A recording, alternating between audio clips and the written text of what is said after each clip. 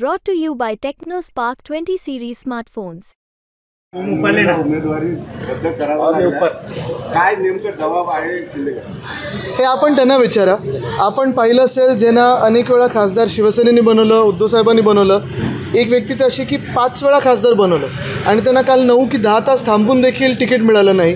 दुसरे आहेत दुसऱ्या एका मतदारसंघाचे, तिथे देखील तिकीट मिळालं नाही. अजून 2-3 ज्यांची तिकीटं कापली जाणार आहेत. मग नक्की त्यांच्यासोबत जाऊन मिळवलं तरी काय? जी गद्दारी करायची होती पक्षासोबत, उद्धव साहेबांच्या पाठीत जो खंजीर खुपसायचा होता तो त्यांनी खुपसला. महाराष्ट्रासोबत बेईमानी केली या लोकांनी.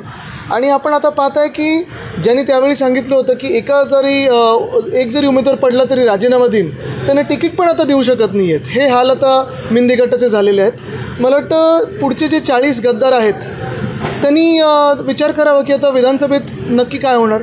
कारण आता दिसायला लागलं की विकेट एक अशी पडत आहे.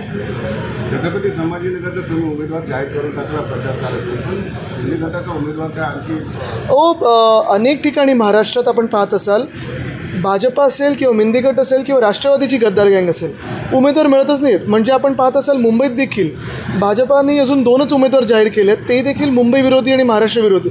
आपण पाहत असाल हेच आहे सगळीकडे की जास्तीत जास्त ठिकाणी आमच्या महाविकास आघाडीचे उमेदवार जाहीर झालेत, शिवसेनेचे तर सगळेच झालेले आहेत. आणि एका बाजूला मिंदे गँग आणि भाजपा ह्यांना उमेदवार मिळत नाही आहेत. एक बघण्यासारखं आहे नक्की की जिथे भ्रष्टाचारी लोक आहेत, ज्यांच्यावर आरोप झाले आहेत, ज्यांच्यावर केसेस होत्या, त्यांच्यात बोली लागली की काय माहीत नाही, पण तिथे पण अजून उमेदवार जाहीर नाही झालेत.